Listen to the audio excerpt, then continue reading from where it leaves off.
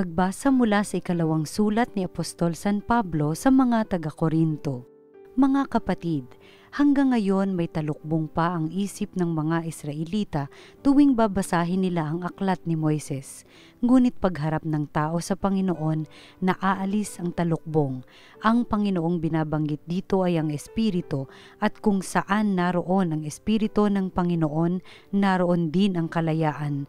At ngayong naalis na ang talukbong sa ating mukha, tayong lahat ay nagiging sinag ng kaningningan ng Panginoon.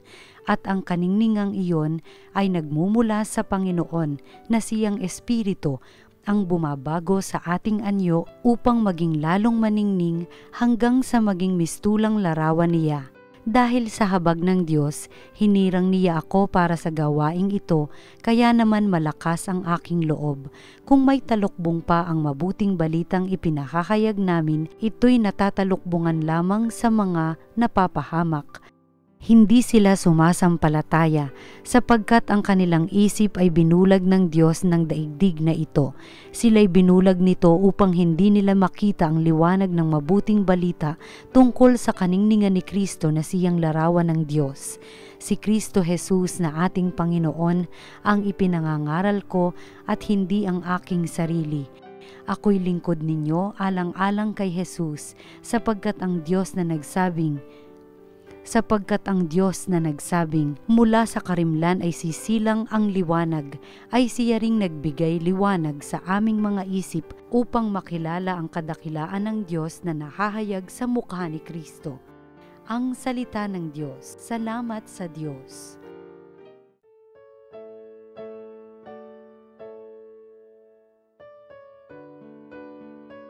Sa ating mananatili, paglingap ng poon lagi.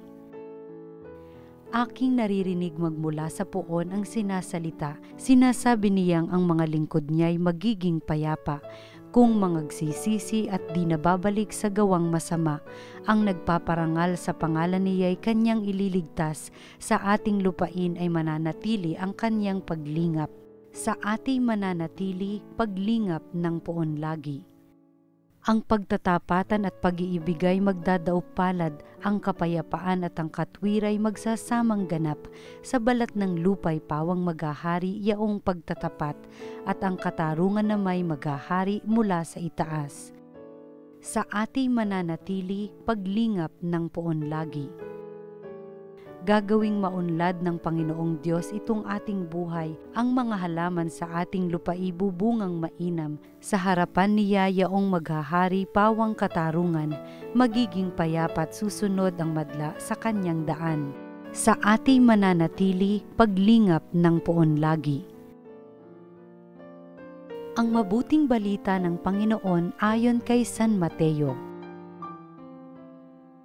Noong panahong iyon, sinabi ni Jesus sa kanyang mga alagad, "Sinasabi ko sa inyo, kung ang pagsunod ninyo sa kalooban ng Diyos ay tulad lamang ng pagsunod ng mga eskriba at ng mga pariseyo, hindi kayo makapapasok sa kaharian ng Diyos. Narinig ninyo na noong unay iniutos sa mga tao, huwag kang papatay. Ang sino mang makamatay ay mananagot sa hukuman. Ngunit ngayoy sinasabi ko sa inyo, ang mapuot sa kanyang kapatid ay mananagot sa hukuman. Ang humamak sa kanyang kapatid ay mananagot sa Sanedrin. At sino mang magsabi sa kanyang kapatid, ulul ka, ay mapapasapoy ng impyerno. Kaya't kung naghahandog ka sa Diyos at maalaala mo na may sama ng loob sa iyo ang kapatid mo, iwan mo muna ang iyong handog sa harap ng dambana at makipagkasundo ka sa Kanya. Saka ka magbalik at maghandog sa Diyos. Kung may magsakdal laban sa iyo sa hukuman, makipag-ayos ka sa kanya habang may panahon, bago ka niya iharap sa hukom. At kung hindi, ibibigay ka niya sa hukom, na magbibigay naman sa iyo sa tanod, at ikaw ay mabibilanggo. Sinasabi ko sa iyo, hindi ka makalalabas doon hanggat hindi mo nababayaran ang kahuli-hulihang kusing."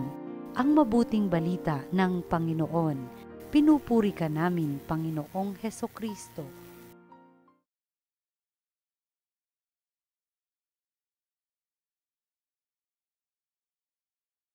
Magandang araw po sa inyong lahat. Purit pasalamatan natin, napakabuting Ama sa langit sa pagbibigay ulit sa atin ng pagkakataon na makapanayam siya sa magitan ng kanyang banal na salita. Simulan natin ulit sa magitan ng pagdarasal. Minamahal ng Ama sa langit, kami nagpapasalamat, nagbibigay puri sa iyo dahil sa napakabait mo sa amin. Sana po Panginoon, ipadala mo lagi sa amin ang banal na Espiritu na ipabanalin, bigyan lakas na sundin yung kalooban, bigyan liwanag ulit sa magitan yung salita. Tinin namin sa magitan ni sa Kristo, kasama ng Espiritu Santo, magpa sa walang hanggan. Amen. Mga minamahal kapatid, doon sa unang pagbasa ni sinabi San Pablo na natanggal na yung belo. Kasi yung mga rabbi, yung mga pari ng Hudyo o yung mga ordinary Jew, kung binabasa nila yung Torah, ito pa yung batas na ibinigay kay Moses, naglalagay po sila ng belo. At ito po ay pangrespeto at ipakita nila na sila po ay makasalanan, malayo. So naglalagay ng belo. No? Panginoon. At sinabi San Pablo, nung dumating si Jesus, tanggalin na yung belo. Kasi tayo natubos sa ating kasalanan at sa magitan yon, tayo mga anak ng Diyos. At bilang anak ng Diyos, makapagpuri tayo, makasama natin ang Ama. Kaya sabi niyo yung Ama ay Aba. Tawagin niyo na siyang Aba. Alam niyo yung Aba, well, very intimate, very, hindi naman informal. Pero, alimbawa, tawag niyo sa akin ay Father Titus. Very for Father Titus. Pero yung sinabi niyang Papa Titus, Daddy Titus, di ba? Medyo naano tayo. Pero yan ibig sabihin ng Aba, tawagin yung Diyos Ama, Daddy, Papa, because we are so close to Him. Kaya wala na belo-belo dyan. Iyakapin nyo yung Ama nyo. Kasi yung daddy nyo, yung Ama nyo. Yun yung sinasabi ng San Pablo, na tayo po ay dapat isang mga anak ng Diyos na malapit sa Ama sa langit. Yun ang tingin ko sa Kanya, Abba Father. Kaya Ama ko na nagmamahal sa akin. Kaya tanggalin na yung mga belo, yung mga sagaban sa ating relasyon. Kasi si Jesus po ay siyang nag-aalala ng kanyang buhay pang tayo maging anak ng Diyos. Adopted sons and daughters.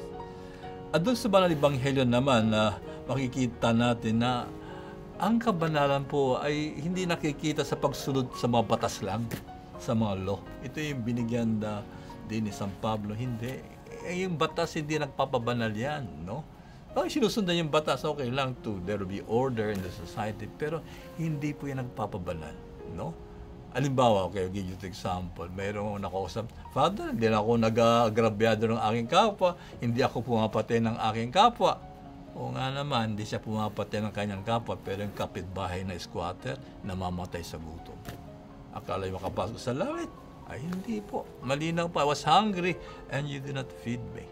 So in other words, ang gusto ng atin pa, you go beyond the law. Kaya na yung, naalala yung rich young man, yung mayaman na, sabi niya, Lord, what must I do in order to enter the kingdom of God? Sabi niya, are you keeping the commandments? What commandments? Sabi niya, thou shalt not kill, thou shalt commit adultery. Lord, ginagawa ko, sa bata ka pa yan eh. Okay, that's still lacking in you. Ipagbili mo lahat ang iyong ari-arian at sumunod ka sa akin. Nalungkot. Hindi pinagbili. Malinaw. Sinong Diyos niya? Ay di kayamanan. O nga, he was keeping the law. Pero sino number one sa kanyang buhay? Yung kayamanan. Imagine, hindi niya mag-ipa pang kayamanan. Makakapasok sila. Well, anyway, the Lord was sad, no? Kasi nakita mo, ang Diyos niya ay kayamanan, hindi Panginoon. Ito yung sinasabi ng Panginoon. We have to go beyond. Kasi yung mga Pariseo, yes, they kept the law, the commandment, pero malinaw. Binabati ko sila si Jesus sa Sabat kasi nanggagamot siya. Di malinaw. Mas importante pa yung law kaysa yung tao na ginagamot ni Jesus. Para sa ating Panginoon, human needs, yung pangangailangan ng tao, takes precedence, mas mauna kaysa any law. No? Kaya lang may nagkumpisa sa akin, Father, alam niyo, hindi ako napagsimba ng linggo. Bakit po? Sabi, kasi anak ko, matindi ang kanyang lagnat, hindi ko maiwan-iwanan eh. Ay, misis, alimbawa, nagsimba kayo, iniwanan yung anak niyo, ay, mas malaking kasalanan yon kasi hindi pagsisimba.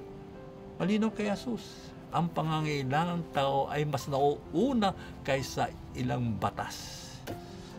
At nakakalungkot kung titingnan natin sa ating lipunan, may mga ikinabalang, binabilanggo, etc.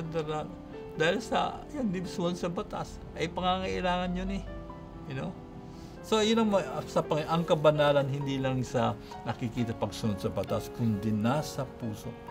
At pinakita ulit sa Banal Ebanghelyo na kailangan po na tayo makiisa sa ating kapwa. Kaya sabi niya, kung meron kang kalaban, hindi pinapatawad, huwag ka muna magsimba. Sabi niya, makipag-reconcile ka muna. Totoo po yun. Yung pagpapatawad. Kasi kahit ibinigay mo lahat ang kayamanan sa mahihirap, o kahit na buong buhay mo ibinaglaban mo ang katarungan, kahit na ilagay yung katambas sunog dahil sa pananampalataya, pero isang tao lang, mga kapatid, isang tao lang hindi pinatawad, itinakil mo, ay hindi ka makakapasok sa langit. Malinaw yan sa Panginoon eh. Kung hindi ka magpapatawad, ang Ama ay hindi ka papatawarin. Kaya sabi ko, if something against you, then iwan muna mo yung and be reconciled. Kasi po alam natin, mas madali po talaga magsimba kaysa magpatawad, di ba? Wow, di ba? Mas madali magsimba ka, gano'n, kaysa magpatawad. Masakit kaya yun. Pero wala tayong choice eh. Dapat tayo ay magpatawad, no? Kaya yung sinabi sa Banal Ebanghelyo, yung anger, jealousy. Alam niyo kung puno-puno ka ng galit, mainggitan ka, hindi makapasok ang banal na espiritu. Hindi makapasok. Totoo, naranasan ko po yan. Kung nagagalit ako, sabi ko, layo tayo ng banal na espiritu. Hindi ko maramdaman. Pero when you're able to forgive, napagpatawad ka, nagpasensya ka, iniyali mo sa Panginoon na instead na mainggit ka, ay Lord, sana pagpalain mo siya. Alam mga kapatid, magkakaroon kapayapaan at ang banal na espiritu ay nasa iyo. Amen.